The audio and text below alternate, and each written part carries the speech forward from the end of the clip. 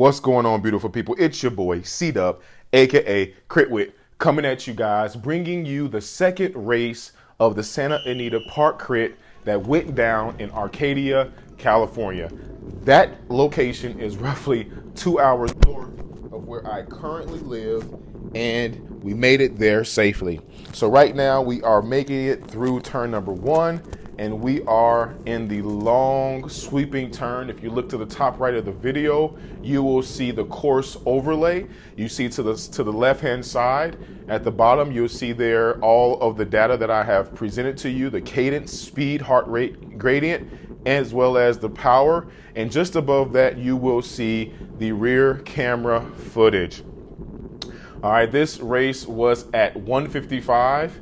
And it was 111 degrees. It was blazing saddles out here. This was my second race of the day. The race previous to that, I had got third place. And my goals for this one was to finish, was to get top 10, was to win. I wanted to win this race due to me placing third in the 30 plus category 3-4 race. So right now we are in what I call the peninsula, and we're coming into the 180 degree turn, as you see right here. Right now, we're sitting behind Jose, and you see there that 180 degree turn really slowed down a lot, slows you down, kills your momentum, and then you have to get right back on it immediately out of that, because you go down this little dip and then you come up right here to our 11 o'clock. That is Jorge. And he is a very strong rider. I believe he's new on the scene this year, and he has been placing very well in a lot of races. And that's Jorge again, over to the left-hand side, number 484, making his way on up to the front. So again, sitting behind Jose, and we're coming through the start finish. So lap 1 is completed. You see right now I'm kind of coasting, doing 85 revolutions per minute, going 25, 26 miles an hour. Heart rate is at 177. And again, my power is fluctuating right now underneath 100 because I'm coasting again. And in this portion of the course, I come to the left side of the course because I believed that that's where the best draft was from the bodies that would be on my right-hand side.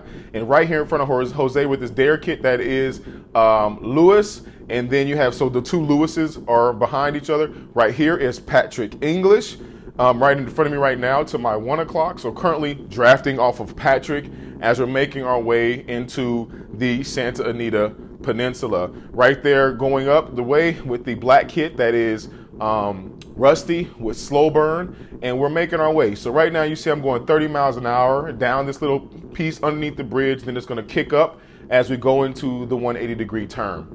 Ladies and gentlemen, I wanted to thank you for being patient with me with getting this video presented to you. Again, I've had technical difficulties with my laptop.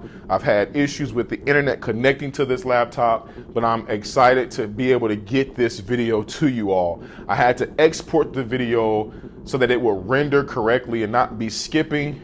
And then I have to do the commentary. And then I had to pretty much reinsert everything, re-render it.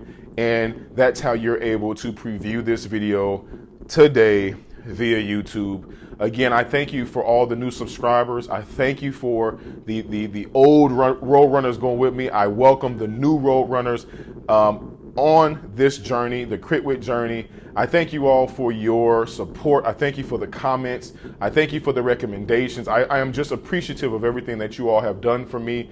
And there's so much more coming within the Whit Road Runner family. There's so much more that I want to do. And again, I thank you for being a part of this journey with me.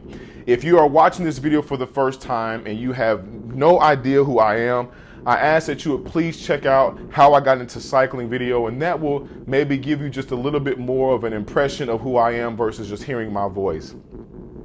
Right now, I ask you, if you do not have a YouTube account, I ask that you would set one up, and I ask that you would subscribe. And if you're watching this video and you are subscribed and you know the YouTube thing, you've heard this plenty of times, especially from me if you watch multiple of my videos, I ask that you would subscribe right now. I ask that you would hit that red subscribe button. I ask that you would, down in the bottom right hand side of the video, I ask that you would hover over my logo, and I ask that you would click that subscribe button that pops up. So right now I'm sitting behind Rusty. Over there to my 10 o'clock, that is Sam. He's actually rocking the same Bright Fusion JL VELO kit that I'm wearing on that day. So as he mentioned in one of the Instagram pictures that we received, he said, bro, we look like teammates. And I was like, I know, right? Look pretty good out there matching kits with Sam. And Sam is a very strong rider. He also has a YouTube channel, and I ask that you would go and check him out if you guys have a chance. But go check out Sam, his YouTube channel, and I will try to put his information down below just to give you an opportunity to go check him out. So right now I'm sitting behind Jorge as we're passing Rusty in the slow burn kit. And so again, I know that Jorge is very strong, and so I tucked in behind him. You see we're going 24 miles an hour. My heart rate is a little bit elevated. It's at 180, and it's because it's hot out here. Again, it was 111 degrees, and it made for a really hot race. Being in the military, I've been in some hot places, such as Africa, and I literally felt like I was racing my bicycle in Africa, and it hurt.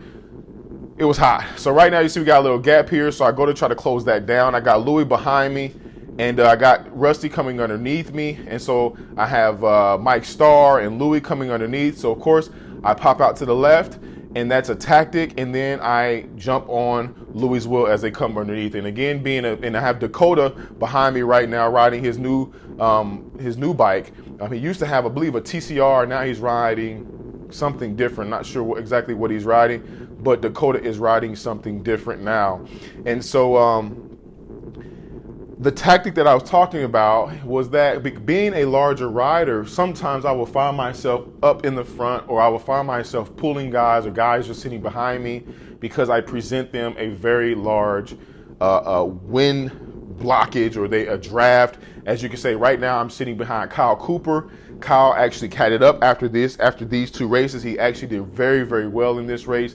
He did awesome in the other race as well. Almost got me in the sprint, but I was able to bike throw and get across the line before he did, taking third.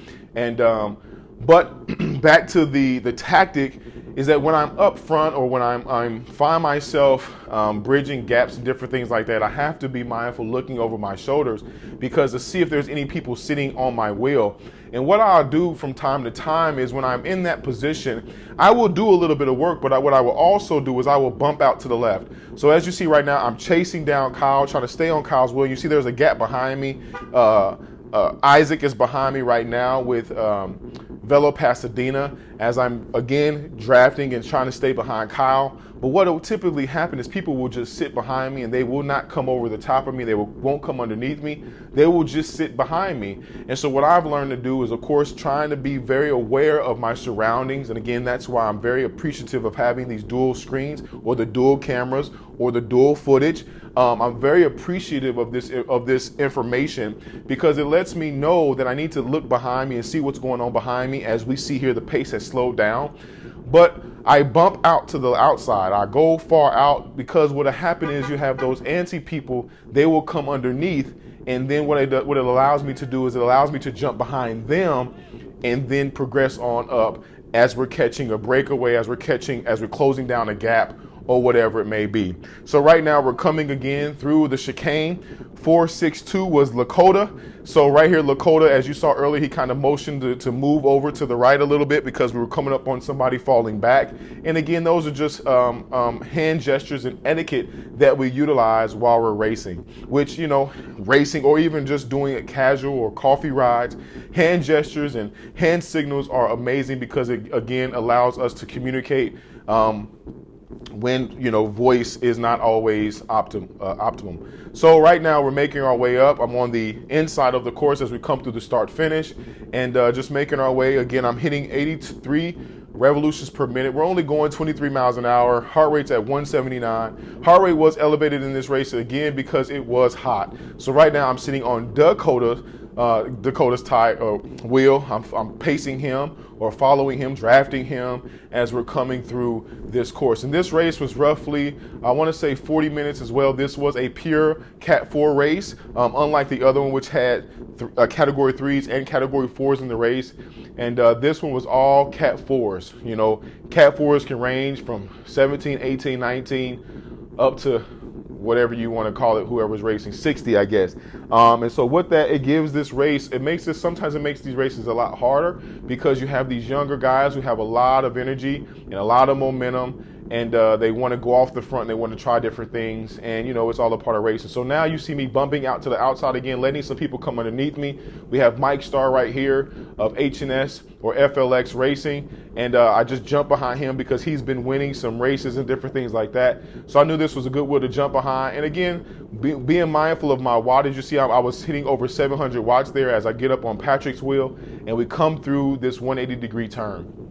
And you see how the power drops down, my speed drops down, and then we have to get right back on it as we come out of this. And right now they're not going too hard, but I'm able just to kind of stay on Patrick's wheel. This is a little uphill portion right here, and then we make this left-hand turn, and that takes us to the start finish. And you'll see once the tarmac changes, once it gets into that solid color, like right here, it's a lot more smoother, and you can really push out some watts in this section right here.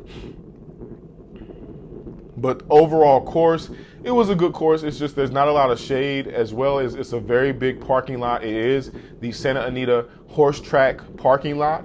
And again, it's in Arcadia, California. And if you look over there to the left right there, you see the mountain ranges.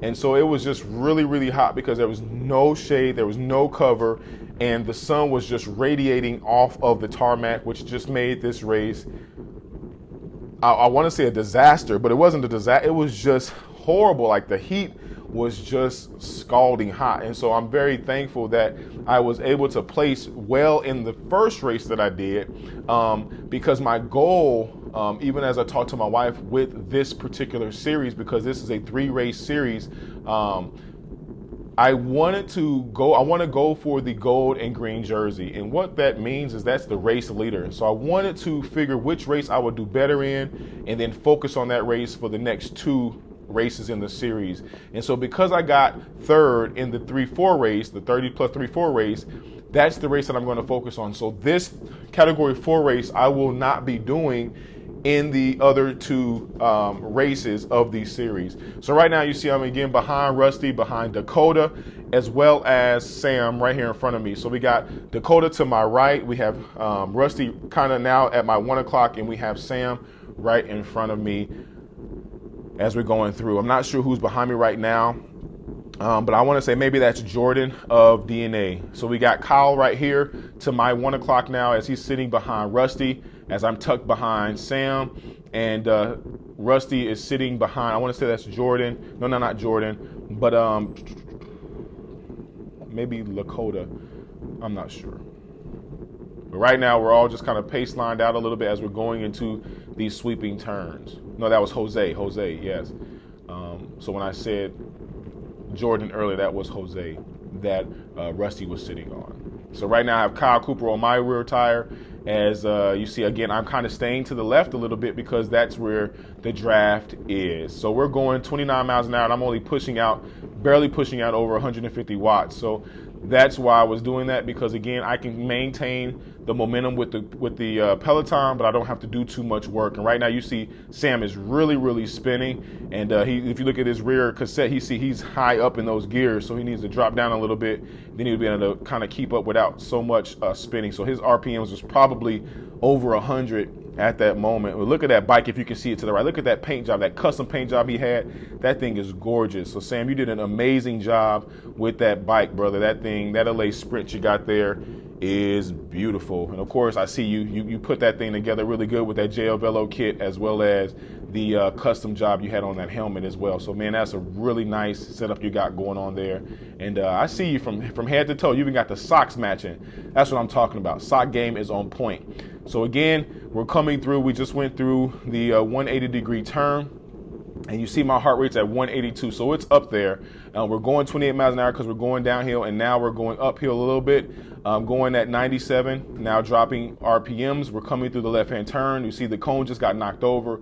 And again, you have to be very watchful of these cones because one of the CBRs, an ex-teammate of mine, he actually ran into the cones, went down, and he actually broke his clavicle. And so you really have to be watchful of these cones because they can become racing hazards. And so you just got to kind of be aware and see what's going on, because even in the 180-degree turn, as you'll see once we get to it, the I guess you say the leading cone, or that cone that's the most forward, where you start to come back towards the finish line, that cone has actually been hit as well, and I believe it's laying over as I speak.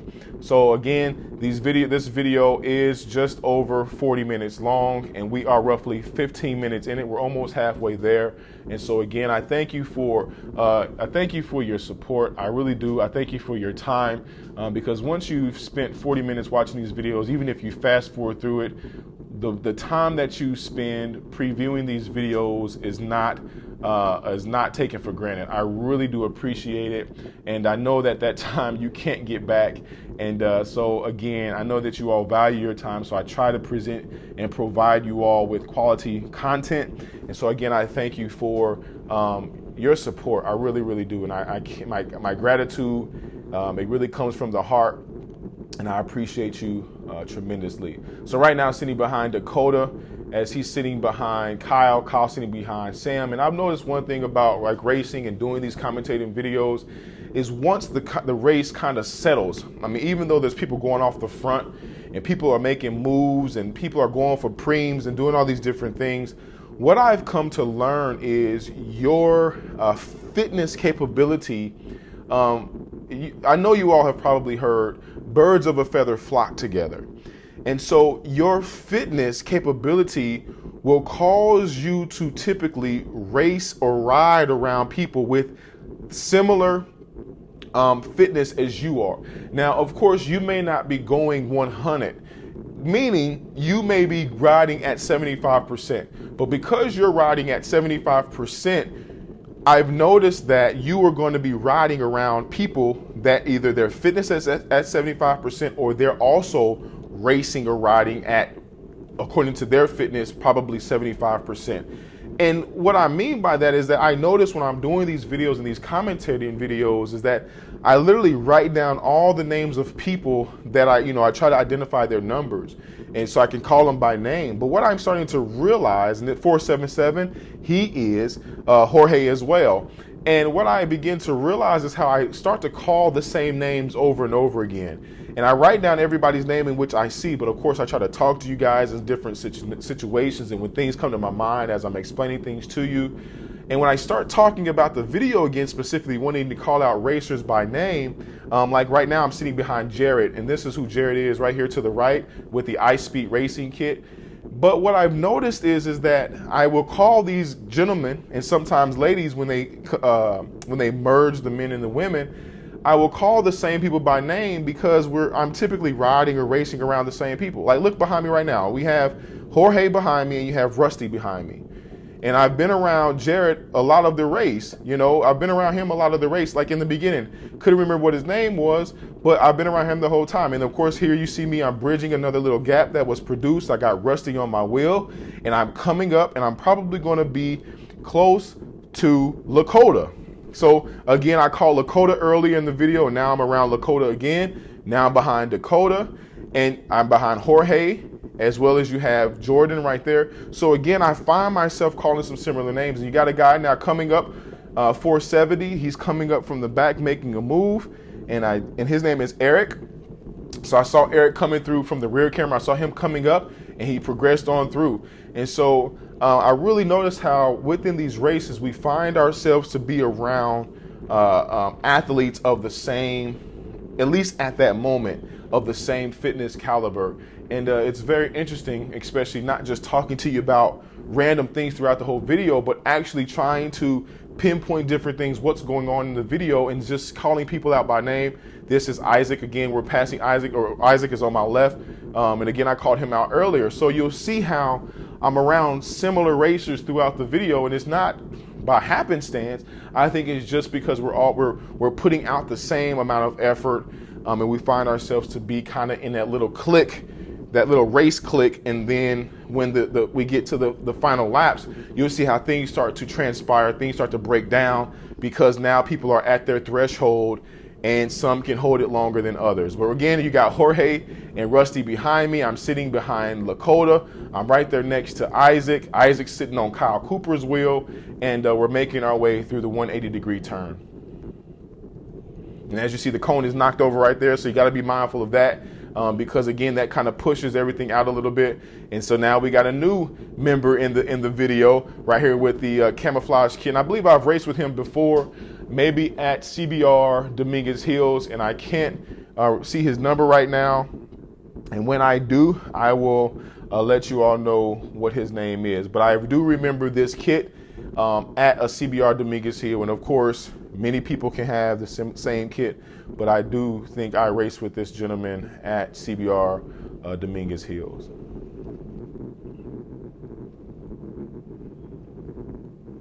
So we just, again, made it through the start finish, and we are roughly halfway done with this video. We are at 20 minutes, just over 20 minutes and 40 seconds.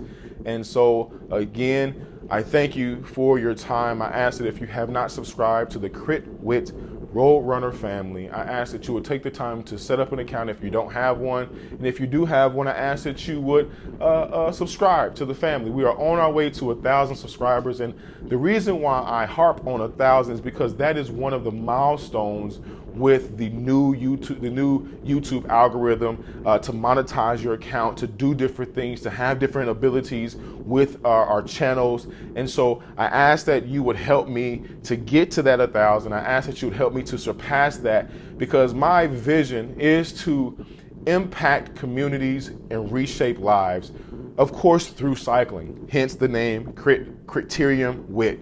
And so I'm really excited to really share this journey with people that know nothing about cycling, to share this journey, this passion of mine with young children. And so I ask that you would subscribe. I ask that you would share. I ask that you would show this to your children if you have children. I mean, I have over 250 videos. And so I ask that you would just share some of these videos. Go back and look at my video a year ago and see the quality of that video, and see how I just have transgressed and continue to progress to be better, to provide for you better footage, to be a better racer, to be a wiser racer. And I ask that you would subscribe and be a part of this family. I also ask that you would hit that thumbs up button. That thumbs up button is really encouraging to me. Yes, going and looking at my analysis and seeing that people are watching the videos, but those thumbs up really encourage me to keep on doing what I'm doing and to keep providing you all with some good content. I really believe I'm giving you all good content. If you have any recommendations for videos, I do ask that you put that down in the comment section below, because I love communicating with you all. I love dialogue with my family, and so I ask that you would do that. So right now I'm sitting behind Lewis of Go Fast, and I raced with him in the previous race, in the category 3-4 race, the 30 plus. And he was a good person to watch, because he was spinning kind of like Sam was earlier. And you kind of see how he's really spinning right here. And some guys race in higher gears, and some guys race in lower gears. But, you know, whatever is clever. You know, everybody has a different preference. So you see Louis behind me with that nice green helmet, light green helmet with the Dare kit on. Again, sitting on Louis' wheel in front of me. So I'm in between the two Louis. I have Rusty on the rear camera to the left of the rear camera right there.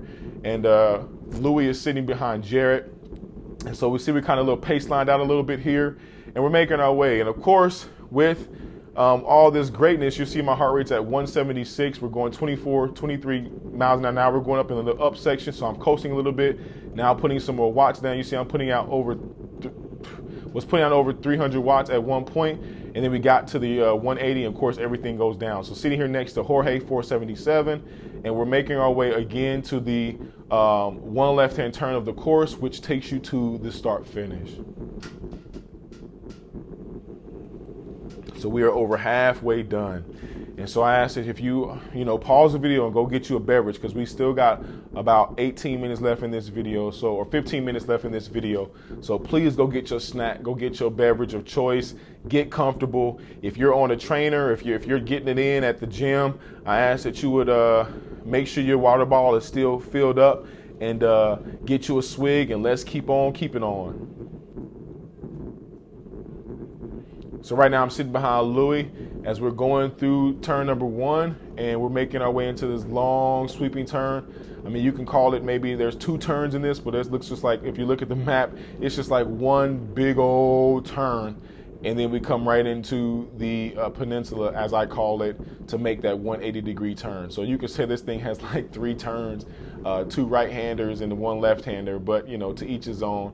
But it was a good course. The pavement was a little broken up, as well as had some debris on it. And again, I do know that Alfie and a few others came out on the day prior, as well as the morning of, to try to sweep up as much as they could. And I even recommended to him, if he can get a street sweeper, that would be amazing, to even just simply drive the course, like put the cones up and let the street sweeper like drive the course a few times, just to kind of sweep up the course itself, which would, because my Critwit glasses got, a ping in them from some debris being kicked up. But you know what? That's the beauty of having sunglasses on, protective eyewear on during these races, because that could have easily been my eye. But it was the glasses. So again, they protected me, and that's what the intended purpose is. Them being fashionable is just a bonus.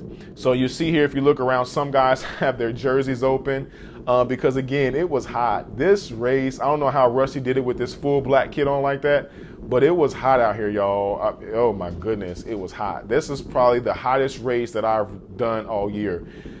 I would say probably the second hottest race that I did was Redlands. And if you saw that race, I finished. And that's been a blessing of this year. I've had more finishes than not. Thank you. Thank you, Lord. But Redlands, I literally felt like I got sick immediately after that race. Did not feel good at all, but I had on my VELO wattage cottage kit, which is kind of similar to what Dakota's wearing right here, to my 1 o'clock, now 12 o'clock. It's a black kit, and it had yellow, as well as it had white on it. So it's like white lightning bolts with some strips of yellow, a high-vis yellow. And I was just baking hot. And I knew something, I was hydrated that morning, but when we got there and I got out the car, I knew I probably needed to get hydrated again, but just didn't have time to get as hydrated as I possibly needed. And so I finished that race, but of course I did not do as well as I desired. But that brings up a point about hydration. So I do believe that there's 3 phases of hydration. It's pre-hydration, during hydration, and post-hydration. And so like in this race, of course, we should be drinking, we should be hydrating. And as you see Louis doing right now, and as I'm sitting behind him, is that we have to hydrate during the event. You have to hydrate before the event, and then of course you have to hydrate after the event to encourage the recovery phase or process. So right now you see here that tempos are slowing down now because we're making our way closer to the end of the race. My heart rate's at 167 beats per minute, so my heart rate is good. But again, look how fast we're going. We're only going like 14, 15 miles an hour. So now you kind of see how the tempo of the race is really settling because again, our body temperatures are up. We've been racing, we've been in the sun. The sun has been baking us like rotisserie chicken, and we're still pushing on. So we're giving these efforts. As you see here, my heart rate's at 176. I have my cadence of 86. That we're going 23 miles an hour as we're getting ready to come through the start finish again. And this was crazy. Like this race was. You heard me say it probably 10 times already, but my goodness, y'all, if y'all would have been out there, y'all would have felt it. And just to the left here, you see the AMC movie theater. There's also a Dave & Buster's. So if you're watching this video and you know about this race, which the next one is August, I want to say the 4th. If you know about this race, you know about this area, I ask that you would come out because, as I've encouraged my family, is that you can come out to the event and hang out in the mall. And then whenever it's time for your significant other or your brothers or your sister's race, just come on outside, watch the race, and then go right back in the mall, because literally the mall is next door to this course. You walk through a fence and you're on mall property. So I think this is a good venue because you're not just stuck to having to be standing out in the sun or sitting in your car, but you can actually go in the mall, do some shopping, eat, watch a movie, and then come out and watch a race, and then go back on about your activities. But yeah, so I really encourage all of you, if you're in California, if you're in the local area, to mark your calendars and come on out and check this thing out, because again, it was nice. And one day I hope to get a drone so I can in my vlogger video be able to provide you all with some sky shots and some nice scenic shots from a drone, some drone footage, and be a part of the drone club. But right now I'm working with my GoPro Session 4 on the front and back, and they're doing great. They have helped me do over 250 videos, and I kind of want to get the Hero 7 Black so I can maybe do some live. I had a buddy of mine who lives locally who just subscribed to the channel. Thank you, Chris, for your subscription. But he encouraged me about trying to go live during the race and maybe provide something like that to you, the viewer. And I was like, that is a great idea. So we'll see if I can conjure up something and make that happen here in the near future, maybe for the 2020 season. We'll see what happens. But right now, sitting behind Kyle, and again, I knew this was a good wheel to sit on, because again, Kyle had gotten 4th in our previous race, which was at 10:55 or 10:05, excuse me, and he got 4th. I had just beat him in the sprint, and so I knew that would be a good wheel to sit on. So here you see me bumping out to the left again, and you see all these people behind me. You see Sam coming up behind me, and I'm bumping out to the left, and I'm sitting out here. So you see, if you look, Sam is watching, seeing who's coming underneath, and you see there's a plethora of people coming underneath me. Sam is going to come over the top, but I'm waiting for people to come on up, and you see Mike Starr to my immediate right. And so Mike Starr comes up, and then I start making my way, and you see Jorge is right there. So I start making my way to tuck back in, which, as you see here, I find myself right again behind Mike, but near Kyle, who I was literally just behind. And so again, that's a tactic that I've learned. I got Jared as well as Jorge behind me.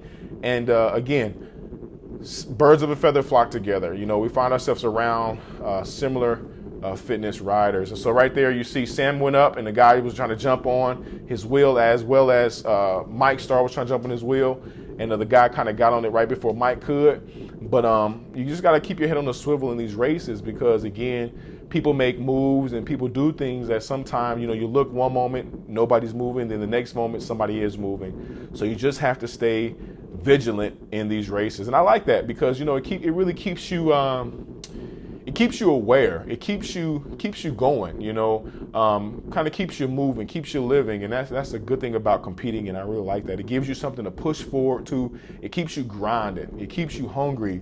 And it keeps you living, I think. We don't get sedentary and keep living in these lives that we have. And some say you only live once. Others say you don't. But hey, just enjoy it while you got it. That's all I'll say that. So right now I have Kyle behind me, I have Jared behind me as I'm sitting up on Lakota's wheel, as he's sitting on Patrick English's wheel, as we're making our way through the long sweeping right-hander. And we're currently at 32 minutes in the video, so we roughly have just over 7 minutes left. We have over 7 minutes left. So with that being said, I want to say that we probably have maybe about 3 laps to go, 2 to 3 laps to go. And so again, I thank you for being here with me. I thank you for your dedication. I thank you for your time. I thank you for everything that you've done. And again, if you have not subscribed, I ask that you would take hold of that mouse or that touchpad and go over to that red subscribe button and hit that thing. And then once you've hit it, if you want to, I ask that you would set the notifications, as well as I ask that you would hit that thumbs up button. And again, this video is super late because I had technical difficulties, but we're here and we're getting it done. We're getting it in. So as I sit on Lakota's wheel right next to Pat English, and we're making our way to the left-hander with just over 6 minutes to go.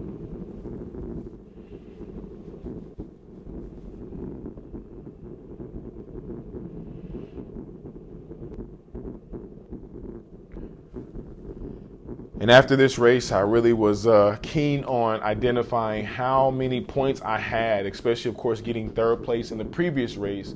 I was asked how many more points I need to get up to category 3. And Come to find out, I have some work to do. I only have received 7 points from a couple of third places this year.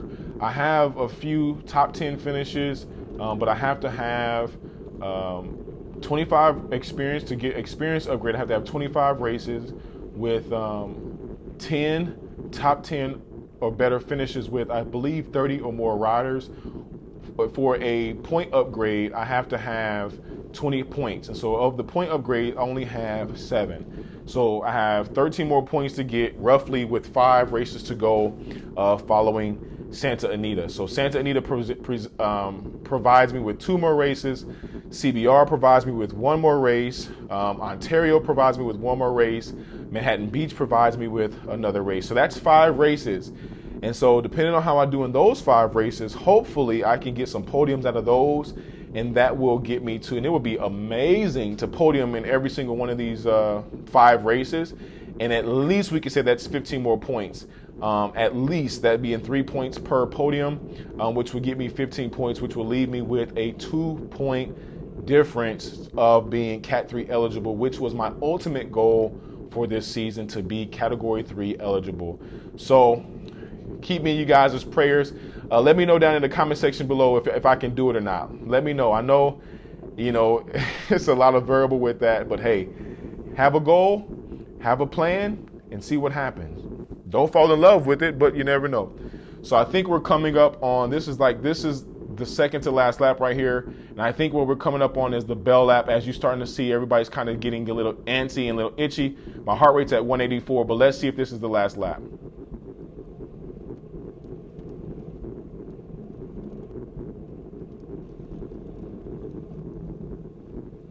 I'm not sure. I think this is the last lap. Yeah, we have about 3 minutes left in the video. Jorge was putting water on his legs, and so I think this may be the last lap. If you see my heart rate's at 185. That's pretty much up there, and we're just in the beginning portion of the last lap. And you see we're going 26 miles an hour. We're going around. You see I'm staying to the left again because I realized that was the best side to draft. I'm sitting behind Jarrett. Again, a larger body. Again, I'm around all the hitters. Everybody who's I named in this video, they're around me right now. From Lakota to Jorge to Sam to Isaac to Kyle, Jared. You got Jorge behind me. You have Louis behind me. You have Mike Starr behind me. You have Rusty behind me. So again, I am in that birds of a feather flock together. I'm in this pack of racers, and maybe this is the second to last lap. Well, we'll see here momentarily. So right now you see I'm still kind of close to the front, just monitoring the front, staying to the left-hand side, just seeing, making sure I stay connected to what's going on. My heart rate has dropped a little bit. It's gone down 10 beats, and everything is going really good. I'm next to Kyle, and again, watching him because I know that he's very, very strong. I'm sitting behind Lakota.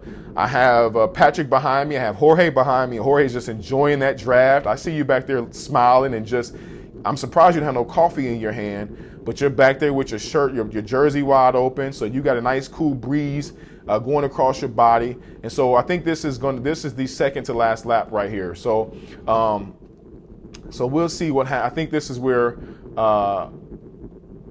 Jared's going to try to make a move in the ice speed kit, that blue and yellow ice speed kit. I think this is the second to last lap right here.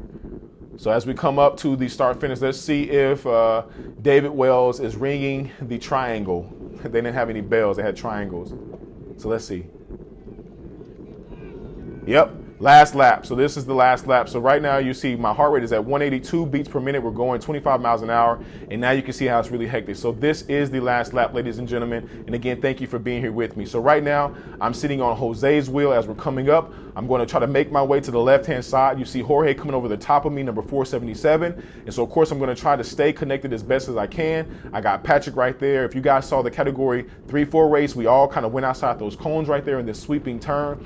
But we all made it through here safely right now. So I'm sitting behind Patrick, as well as I have Louis behind me, and I have other few people behind me. Jordan's back there with the DNA Cycling. So right now, just sitting to the left, again, because I feel that this is the best location for a draft. And so, again, look at my heart rate. I'm at 191 beats per minute. At this particular time, at this particular race, my max heart rate was 199. And I'm already 7 beats away from that. 193 beats per minute, going 27 miles an hour, 95 revolutions per minute, pushing out over 400 watts. And now we're coming into the climb. So of course I'm going to probably breach over 700 watts in this little climb just to stay connected with the group. Okay, maybe not.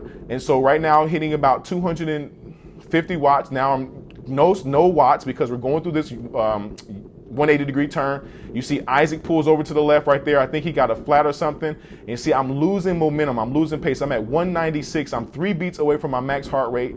And I was not able to really do anything. I'm pushing at over 290 watts, going 31 miles an hour, make it to the left turn. And you see your boy is at 200 beats per minute. I'm at 200 beats per minute. Nobody's gonna pass me. Nobody's really behind. There's one guy behind me and I'm just cruising. 201 beats per minute. Making it across the finish line. I could not respond to anything, and your boy got 15th. 15th. Thank you for watching. Please comment, like, subscribe. On to the next one with your boy C-Dub, aka Crit Whit. Peace.